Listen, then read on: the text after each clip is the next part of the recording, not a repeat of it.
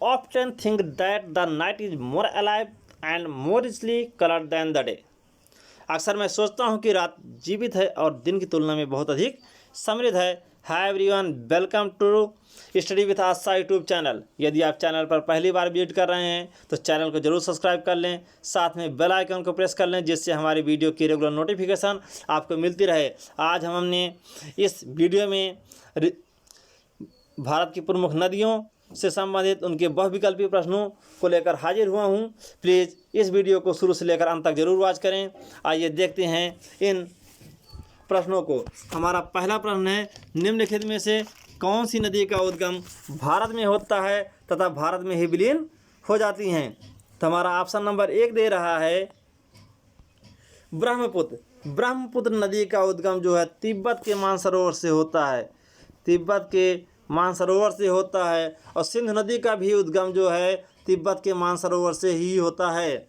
और कोसी नदी जो है, कोसी नदी का उद्गम प्रारंभिक 7 धाराओं से होता है जो नेपाल, हिमालय और कंचनजंगा के पर्वत से निकलती हैं। यानी कि शुरू के हमारे तीनों ऑप्शन बिल्कुल गलत हैं। और हमारा जो चौथा ऑप्शन दे रहा है चंबल, चंबल नदी मध्य भारत के यमुना नदी की एक सहायक नदी है। यह नदी जानापाव पर्वत के मुँह से निकलती है। चंबल, कावेरी, यमुना, सिंध पहुँच भरे के 5 पंचनदा में उत्तर प्रदेश राज्य के भिंड और इटावा जिले के सीमा पर शामिल 5 नदियों के संगम पर समाप्त होती है। इसलिए हमारा ऑप्शन नंबर जो डी है बिल्कुल सही है। इसका उद्गम भारत में होता है और भारत में ही समाप्त हो जाता है। हमारा दूसरा प्रश्न है, निम्नलिखित में किस नदी को दक्षिण गंगा के नाम से जाना जाता है?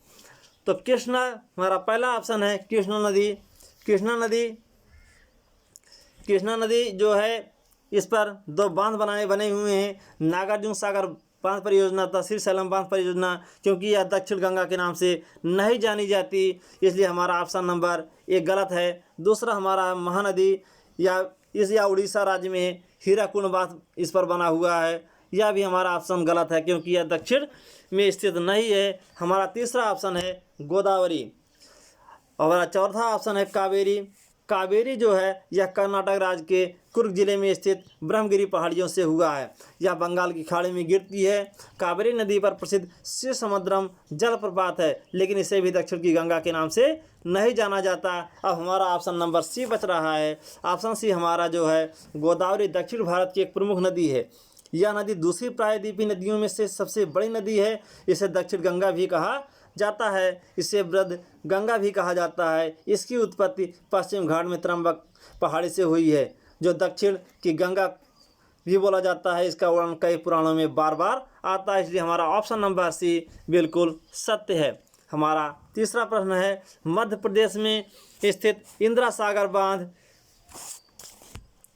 निम्नलिखित में से किस नदी पर बनाया गया है? तो इंदिरा सागर बांध किस नदी पर बना है? तो इंदिरा सागर बांध जो है यह मध्य प्रदेश में स्थित है। यमुना जो है मध्य प्रदेश से होकर नहीं निकलती, इसलिए हमारा पहला ऑप्शन बिल्कुल गलत है। हम अब बढ़ते हैं अगले ऑप्शन की ओर। हमारा दूसरा ऑप्शन है चंबल। चंबल भी यमुना की सहायक नदी है, जिसका भी जो है या इटावा जिले में यमुना में मिल जाती है। ये भी मध्य प्रदेश से होकर नहीं गुजरती, इसलिए हमारा ऑप्शन नंबर बी भी गलत है। हमारा ऑप्शन नंबर डी देखते हैं कृष्णा। कृष्णा जो है यह भी नहीं मिलती। और हमारा तीसरा ऑप्शन नर्मदा। नर्मदा जो है नदी पर खंडवा जिले में नर्मदा नगर स्थित पर इंदिरा सागर बांध जो है मध्य प्रदेश में स्थित है। यह एक बहुउद्देशीय है। इस बांध की नींव 23 अक्टूबर 1984 में भारत के तत्कालीन प्रधानमंत्री इंदिरा गांधी ने रखी थी, इसलिए यह हमारा ऑप्शन नंबर सी बिल्कुल सत्य है। नर्मदा मध्य प्रदेश राज्य में स्थित खंडवा जिले के नर्मदा नगर पर यह बना हुआ है। हमारा अगला प्रश्न है, कर्नाटक में स्थित कृष्णराज सागर बांध निम्नलिखित में से किस नदी पर बना हुआ है? तो हमारा ऑप्शन बी देखते हैं गोदावरी। गोदावरी जो है यह महाराष्ट्र के नासिक जिले से है। यह दक्षिण भारत की सबसे लंबी नदी है। ऑप्शन बी हमारा गलत है। ऑप्शन सी हमारा जो है कृष्णा के बारे में हमने भी पढ़ा। कृष्णा जो है यह इस पर 2 बांध बने हुए हैं, नागार्जुन सागर और श्रीशैलम, इस पर भी कृष्णा राज सागर बांध बना रही है। तीसरा हमारा महानदी पर हीराकुंड बना हुआ है जो कि उड़ीसा में स्थित है। हमारा पहला ऑप्शन कावेरी जो है कर्नाटक में स्थित कृष्णा राज सागर बांध परियोजना पर स्थित है। इसका निर्माण एम विश्वेश्वरैया ने 1932 में शुरू किया था। इस बांध से कावेरी, हेमावती तथा लक्ष्मण तीर्थ नदियां आपस में मिलती हैं। हमारा ऑप्शन ए सत्य है। हम बढ़ते हैं अगले प्रश्न की ओर। हमारा अगला प्रश्न है, 5वां प्रश्न है, निम्नलिखित में कौन सी ताजे पानी की डॉल्फिन के लिए घर है? गोदावरी, हमारा पहला ऑप्शन गोदावरी दे रहा है। गोदावरी जो है नासिक जिले से दक्षिण भारत की है। इस ताजे पानी की नदी नहीं है, हमारा ऑप्शन ए गलत है। दूसरा हमारा दे रहा है नर्मदा जो है, नर्मदा पर इंदिरा, ओंकारेश्वर, सरदार सरोवर परियोजनाएं इत्यादि इस पर बने हुए हैं, लेकिन ये भी एक डॉल्फिन के लिए नहीं है। हमारा ऑप्शन 4 दे रहा साबरमती जो है अरावली पर्वत श्रृंखला से निकलती है, जो कि राजस्थान से उसका उद्गम स्थल है। यह भी ताजे पानी की डॉल्फिन के लिए भी घर नहीं है। हमारा ऑप्शन सी देखते हैं। ऑप्शन सी हमारा है गंगा, जो डॉल्फिन तथा सिंधु नदी डॉल्फिन गंगा तथा सिंधु नदी में पाई जाने वाले मीठे पानी की डॉल्फिन की 2 प्रजातियां हैं। ये भारत, बांग्लादेश, नेपाल तथा पाकिस्तान में पाई जाती हैं। इसलिए गंगा नदी डॉल्फिन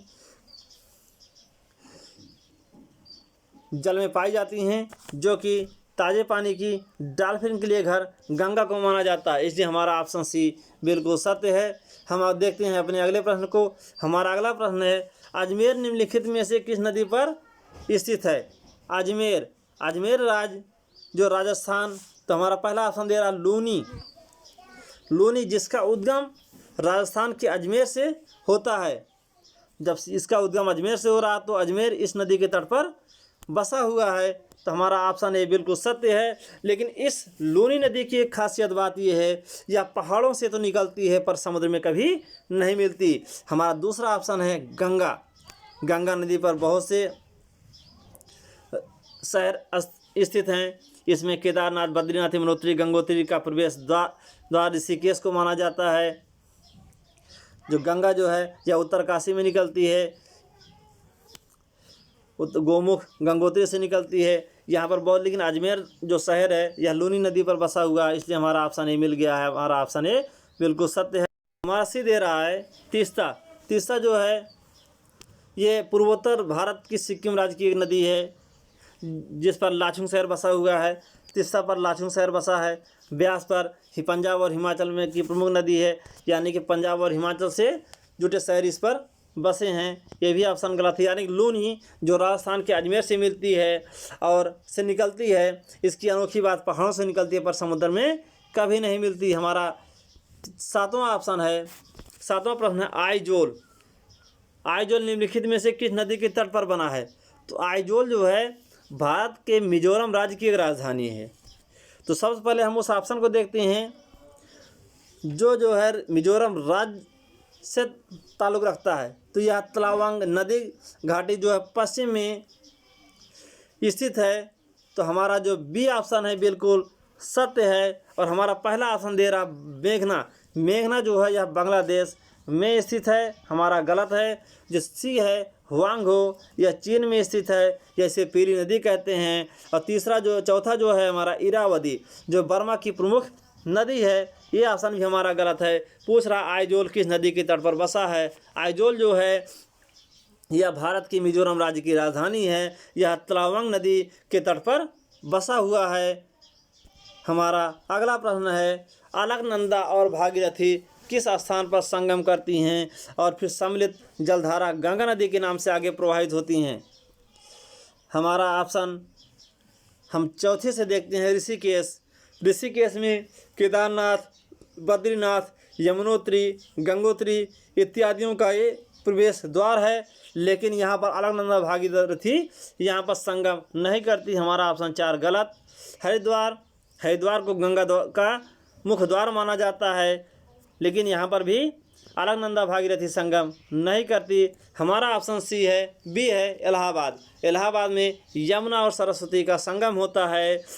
यहाँ से इसकी कई सहायक नदियाँ, इसकी जो सहायक नदियाँ हैं मिल करके एक संगम बनाती हैं और गंगा नदी के नाम से आगे प्रवाहित। लेकिन हमारा पहला ऑप्शन दे रहा है देवप्रयाग। अलकनंदा और भागीरथी जो है देवप्रयाग में संगम बनाती हैं और इसकी सम्मिलित जलधारा जो है गंगा नदी के नाम से आगे प्रवाहित होती है। इसलिए हमारा ऑप्शन नंबर ए बिल्कुल सत्य है। अगर हमारा देवप्रयाग न दिया होता ऑप्शंस में तो हमारा इलाहाबाद बिल्कुल सत्य होता। अगर देवप्रयाग दिया गया है तो इलाहाबाद हमारा इसको असत्य मान लेते हैं। आइए हम देखते हैं अपने अगले प्रश्न को। हमारा अगला प्रश्न है, निम्नलिखित में से कौन सा महासागर में सबसे प्रचुर मात्रा में विघटित आयन है? तो महासागर के जल में लवण की प्रमुख लवणों की औसत मात्रा निम्न प्रकार होती है। जैसे मान लीजिए क्लोरीन जो है सोडियम क्लोराइड के रूप में 77.6% होता है।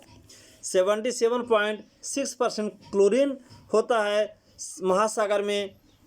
और हमारा आगे है, महासागर में ब्रोमीन की मात्रा जो होती है बहुत कम होती है। इसकी मात्रा 0.22% होती है। और तीसरा हमारा दे रहा है पोटेशियम जो है पोटेशियम सल्फेट के रूप में 2.46% रहती है समुद्री जल में।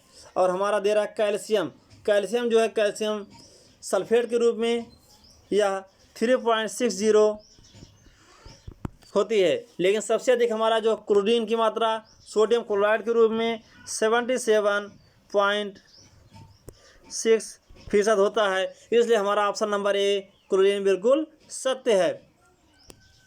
हम बढ़ते हैं अगले प्रश्न की ओर। हमारा 10वां प्रश्न है, भारत की सबसे लंबी नदी कौन सी है? तो भारत की सबसे लंबी नदी के बारे में पूछा जा रहा है। तो भारत की सबसे लंबी नदी जो पहले देखते हैं ऑप्शन हमारा ए। हमारा ऑप्शन ए नील नदी जो है यह अफ्रीका की सबसे लंबी नदी है जिसकी कुल लंबाई 6,650 किलोमीटर है। पहले सबकी लंबाई देख लेते हैं। गंगा की लंबाई 2,525 किलोमीटर जो है हुआंग जिसे हम पीली नदी कहते हैं, इसकी कुल लंबाई 4,845 किलोमीटर। और तीसरा हमारा दे रहा है ब्रह्मपुत्र की कुल लंबाई भारत के भीतर 916 किलोमीटर भारत के अंदर, तथा कुल लंबाई इसकी 3,848 होती है। 3,848 किलोमीटर है। और ब्रह्मपुत्र की पहले की लंबाई 2,900 किलोमीटर थी। लेकिन वर्तमान में भारत के अंदर पूछा जा रहा है तो 916 किलोमीटर। इसलिए ऑप्शन बी जो हमारा दे रहा है गंगा, जो भारत की सबसे लंबी नदी पूछ रहा है गंगा, जिसकी लंबाई 2,525 किलोमीटर है। इसलिए हमारा ऑप्शन बी बिल्कुल सत्य है। गंगा नदी हमारा बिल्कुल सही है। यदि हमारा ये वीडियो पसंद आया हो तो लाइक करें, कमेंट करें ताकि हमारा मनोबल बढ़ता रहे, जिससे हम आपके लिए बेहतरीन से बेहतरीन वीडियो बना सकें। धन्यवाद।